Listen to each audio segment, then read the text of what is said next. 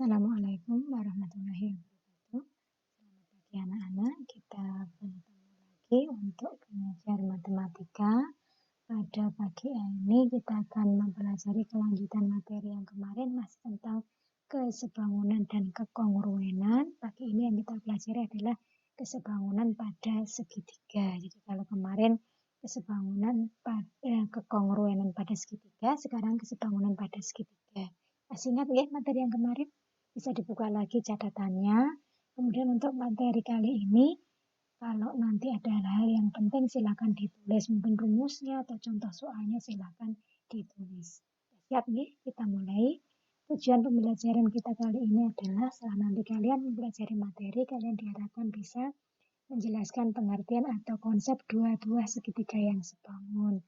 Menyebutkan syarat pembuktian dua buah segitiga yang sebangun, menentukan panjang sisi atau besar sudut pada dua segitiga yang sebangun, serta menggunakan kesebangunan segitiga untuk menyelesaikan soal. Sudah siap ya? Kita mulai bagian yang pertama, kesebangunan pada segitiga. Waktu kemarin kita mempelajari dua buah bangun datar yang sebangun, itu kalian masih ingat apa syaratnya? Dua buah bangun datar yang sebangun itu yang bentuknya sama, ukurannya tidak harus sama. Nah syaratnya apa? Syaratnya kemarin sisi-sisi yang bersesuaian itu perbandingannya sama, sudut yang bersesuaian itu sama besar. Karena segitiga itu juga termasuk pada bangun datar, maka dua buah segitiga dikatakan sebangun, itu syaratnya juga dua. Yang pertama, sisi yang bersesuaian perbandingannya sama, atau boleh dikatakan perbandingannya senilai atau sebanding. Kemudian sudut-sudut yang bersesuaian sama besar. Kalian perhatikan di sini, misalnya ini ada segitiga ABC dan A aksen, B aksen, C aksen yang sebangun. Kalau dua buah segitiga ini sebangun, maka sudut yang bersesuaian perbandingannya sama. Mana yang bersesuaian? Kamu lihat sudut A dengan A aksen. Boleh ditulis M sudut A sama dengan M sudut A aksen. Artinya besarnya sudut A sama dengan besarnya sudut A aksen. Sudut B sama dengan B aksen, ini diberi tanda yang sama. Sudut C dengan C aksen besarnya sama. Ini sudut-sudut yang bersesuaian besarnya sama. Kemudian sisi-sisi yang bersesuaian itu harus perbandingannya senilai. Kita lihat AB bersesuaian dengan A aksen B aksen. BC dengan B aksen C aksen. AC dengan A aksen C aksen. Kita lihat perbandingannya. A aksen B aksen dibandingkan dengan AB.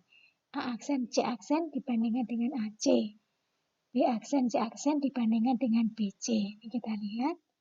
Kalau dilihat ini 6A dibanding 6, 5A dibanding 5, 4A dibanding 4, semuanya menghasilkan nilai yang sama yaitu A. Berarti karena perbandingannya sama, maka sisi-sisi yang bersesuaian itu perbandingannya sama atau senilai. Memenuhi dua syarat ini, maka segitiga ABC dan A aksen, B aksen, C aksen itu sebangun. Notasinya seperti ini ya, seperti S tidur. Segitiga ABC sebangun dengan A aksen, B aksen, C aksen. Saya masih ingat yang kongruen kemarin? Hampir sama ya, kalau kongruen ada tanda sama dengan.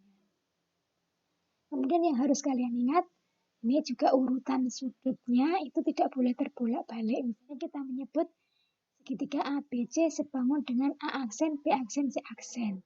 Maka ini boleh ditulis segitiga BAC.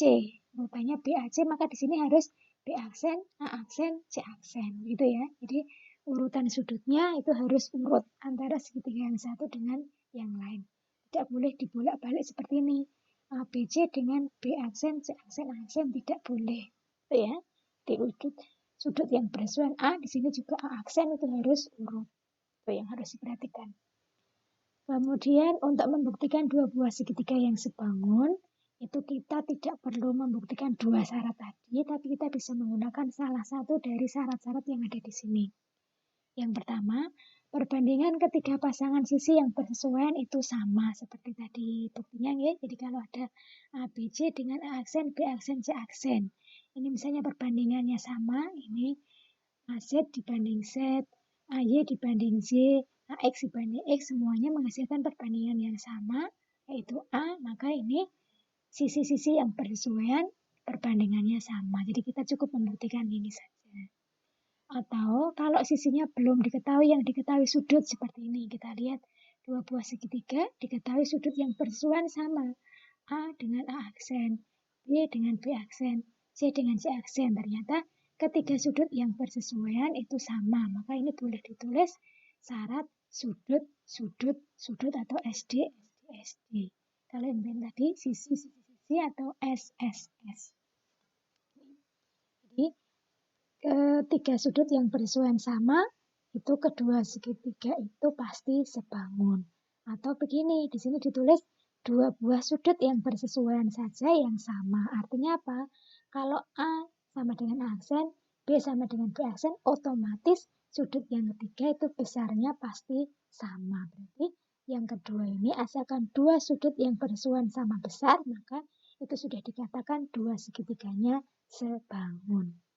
Syarat yang ketiga, kita lihat perbandingan dua pasang sisi yang bersesuaian sama dan sudut yang diapit sama besar. Jadi misalnya di sini, ini sudut yang diapit A ya, A aksen. Maka kita lihat perbandingan A aksen B aksen dibanding AB dengan A aksen C aksen dibanding AC. Perbandingannya sama tidak? Kalau perbandingannya sama, maka seperti ini memenuhi syarat sisi, sudut, sisi atau SSD. Jadi dua sisi dan satu sudut yang diambil. Jadi untuk dua buah segitiga yang sebangun, kita punya tiga syarat untuk membuktikan. Yang pertama, sisi, sisi, sisi. Yang kedua, sudut, sudut, sudut. Yang ketiga, dua sisi dan satu sudut yang diambil. Ya. Contoh soalnya, misalnya diketahui dua buah segitiga seperti ini. Kalian disuruh menyelidiki apakah keduanya sebangun. Kita lihat, pada dua segitiga ini A, B, C, dan D, E, F yang diketahui itu kan sisi. Berarti kemungkinan kita bisa menggunakan syarat yang pertama yang sisi, sisi, sisi. Sekarang kita lihat yang bersesuaian. Kalau tidak diketahui ada tanda sudutnya, mencari yang bersesuaian itu berarti sisi terpanjang juga dibandingkan dengan terpanjang. Yang pendek dengan yang terpendek, nanti yang sedang mengikut. Gitu ya, kita lihat berarti ini AB dibandingkan dengan DE, ini yang sedang. Kemudian AC dibandingkan dengan DF. BC dibandingkan EF, kita lihat perbandingannya. 3 dibanding 1,5, 2 banding 1, 4 banding 2, sama tidak ini? Nah, kalau kita sederhanakan, ternyata semuanya menghasilkan perbandingan yang sama, yaitu 2/1, 2/1, 2/1, atau 2. Karena perbandingannya senilai, maka memenuhi syarat sisi, sisi, sisi. Maka segitiga ABC sebangun dengan segitiga DEF. Contoh yang lain. Misalnya, nih, segitiga ABC dengan DEC seperti ini. Ini tidak ada sisi yang diketahui, berarti kemungkinan kita bisa menggunakan syarat sudut. Kita lihat ya. Segitiga ABC dengan DEC. Kita lihat.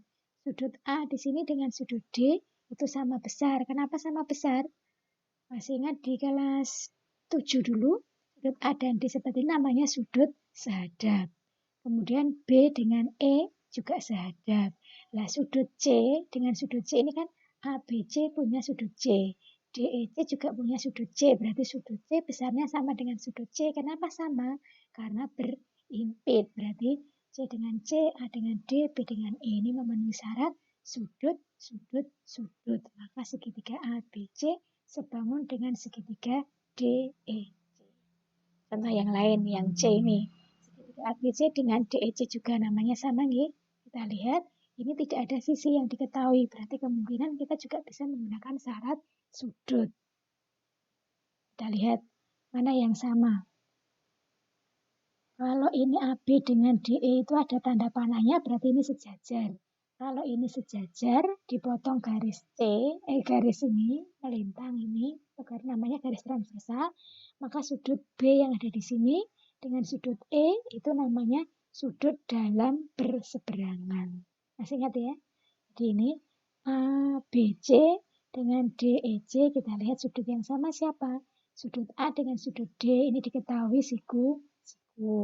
Kemudian sudut B dengan sudut E, tadi dalam berseberangan. Kemudian C yang di sini ACB dengan C yang di sini DCE itu namanya sudut bertolak belakang. Ya. Berarti memenuhi syarat sudut-sudut-sudut maka segitiga ABC sebangun dengan segitiga DEC. Bisa memahami ya? Contoh yang lain lagi.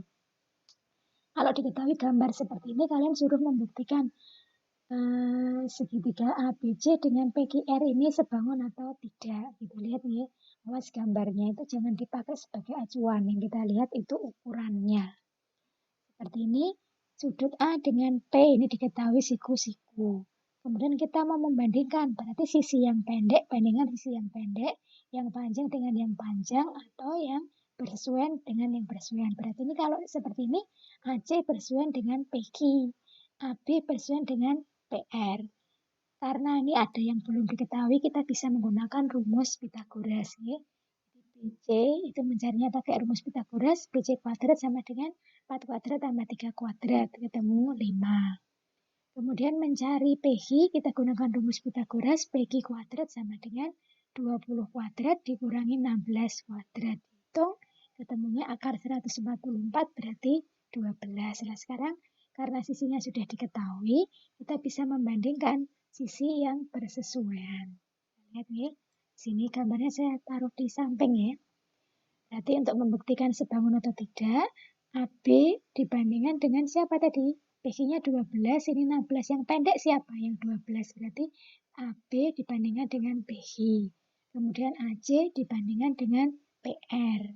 Mengapa tidak BC? Karena tadi kan dua sisi, satu sudut yang diapit. Ini yang diapit kan sudut siku-siku. Kemudian yang mengapit ini 3 dan 4. Berarti kita gunakan perbandingan AB banding PQ sama dengan 1/4. Kemudian yang AC dibanding PR, 4 dibanding 16, ini 1/4. Ini 1/4, ini 1/4, ini sudutnya sama karena siku-siku. Berarti memenuhi syarat sisi, sudut, sisi. Maka ini sebangun. Kemudian kalau di sini sebangun, otomatis sisi yang bersesuaian itu perbandingannya sama, sudut yang bersesuaian sama besar. Maka kita lihat perbandingan sisi yang bersesuaian, kita bisa menulis AB dibandingkan PH, AC dibandingkan PR, dan BC dibandingkan dengan QR. Begitu ya, sisi yang bersesuaian. Kemudian contoh yang lain, berikutnya menentukan panjang sisi atau besar sudut pada dua segitiga yang sebangun.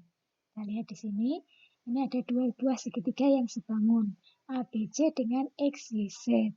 Mengapa sebangun? Lihat sudutnya, ini A dengan X sama, C dengan Z sama, B dengan Z sama. Berarti kan memenuhi syarat sudut, sudut, sudut. Berarti sebangun. Kalau sudah diketahui sebangun, kita tidak perlu membuktikan sebangun atau tidak. Tapi kalau nanti belum diketahui sebangun, harus dibuktikan dulu sebangun atau tidak. Lihat, kalau mau membuktikan kesebangunan ini sudut-sudut-sudut, maka sebangun. Nah, kemudian pasangan sisi yang bersesuaian siapa? Kalau kita tadi tidak bisa melihat gambarnya, kita bisa melihat di sini. AB berarti sebanding dengan XY. AC sebanding dengan XZ. BC dengan ZZ. Maka kita tulis perbandingan sisi yang bersesuaian seperti ini. Kemudian untuk mencari panjangnya AC dan JZ, kita lihat dari perbandingan sisi tadi, ukuran yang diketahui kita tulis. AB dengan XZ itu 8 dibanding 12. AC dengan XZ, AC-nya belum diketahui, XZ-nya 10. BC-nya 6, JZ-nya belum diketahui. Ini unsur yang sudah diketahui seperti ini. Untuk mencari panjang AC, kita lihat perbandingan yang ada AC-nya. Siapa yang ini? AC dibanding 10. Kemudian yang lain itu yang dua-duanya sudah diketahui. Berarti bisa kita tulis 8 dibanding 12 sama dengan AC dibanding 10. Ini bisa disederhanakan atau langsung dikalikan silang. Kalau disederhanakan, kemarin masih ingat ya yang disederhanakan itu satu ruas atau pembilang dengan pembilang, penyebut dengan penyebut. Ini 8 dengan 12 kita sederhanakan jadi 2 banding 3 dibagi 4 ya. Dan yang di sini tetap boleh disederhanakan lagi tidak? Oh, tidak bisa. Karena tidak bisa 3 dengan 10 kan tidak bisa. Kalikan silang 3 kalikan AC, 3 AC, 2 kalikan 10, 20. Berarti AC-nya 20 dibagi 3, 6, 2 per 3, satuannya sentimeter. Untuk mencari panjang ZZ, kita gunakan perbandingan ini. 8 dibanding 12 sama dengan 6 dibanding YZ. 8 banding 12 disederhanakan menjadi 2 banding 3. Kita kalikan silang. 2 kalikan YZ, 2 YZ. 3 kali 6, 18. Berarti YZ-nya 18 dibagi 2, ketemunya 9, satuannya cm. Itu ya. Bisa nggih? Contoh yang lain, ketahui gambar seperti ini. Terus kalian disuruh, soalnya yang mana yang ini ya? Sebutkan pasangan sudut yang sama besar, hitunglah panjang AC dan DE. Nih. Karena ini belum diketahui sebangun, kita buktikan dulu sebangun atau tidak. Kita lihat yang sudah diketahui, A dengan D sama, B dengan E sama sudutnya. Berarti kan sudah diketahui dua sudut yang bersesuaian sama. Otomatis sudut yang ketiga C pasti sama dengan F. Jadi dua sudut diketahui sama, sudut yang ketiga pasti sama. Itu akibat dua sudut yang lain sudah diketahui. Memenuhi syarat sudut, maka sebangun. Karena sebangun, kita tuliskan pasangan sisi yang bersesuaian. AB dibanding dengan DE, AC dengan DF, BC dengan EF. Kita tulis seperti ini. Kemudian yang sudah diketahui kita taruh di sini. AB-nya 4, DE-nya belum. AC-nya belum, DF-nya 14, BC 9, BF 18. Ya, perbandingan sisi yang sudah diketahui. Mencari panjang AC, kita lihat yang memuat AC. Berarti AC per 14 sama dengan ruas yang lain yang sudah diketahui dua-duanya. 9 dibanding 18. Bisa disederhanakan? Nah, 9 banding 18 kalau dibagi 9 itu 1 banding 2 nih. Kalikan silang, 2 kalikan AC, 2 AC, 14 kali 1, 14 berarti AC-nya 14 dibagi 2 ketemunya 7 cm. Dari panjangnya DE sama nggih? Berarti kita gunakan perbandingan 4 dibanding DE sama dengan 9 banding 18. Bisa disederhanakan ini setengah. Kalikan silang. 1 kalikan DE, DE. 4 kali 2, 8. Berarti panjangnya DE 8 cm. Ya, jadi kita sudah belajar pengertian 2 segitiga sebangun, syarat pembuktian, kemudian cara membuktikan, cara menggunakan ini menyelesaikan atau menghitung panjang sisi dan besar sudut pada 2 segitiga sebangun. Sampai di sini, nanti kalian coba soalnya. Kemudian kalau sudah paham, tugas sama kuisnya tolong dikerjakan dan dikirim. Terima kasih, tetap jaga kesehatan, tetap selalu berdoa semoga pandemi segera berakhir. Semoga kita diberi kemudahan dan kekuatan.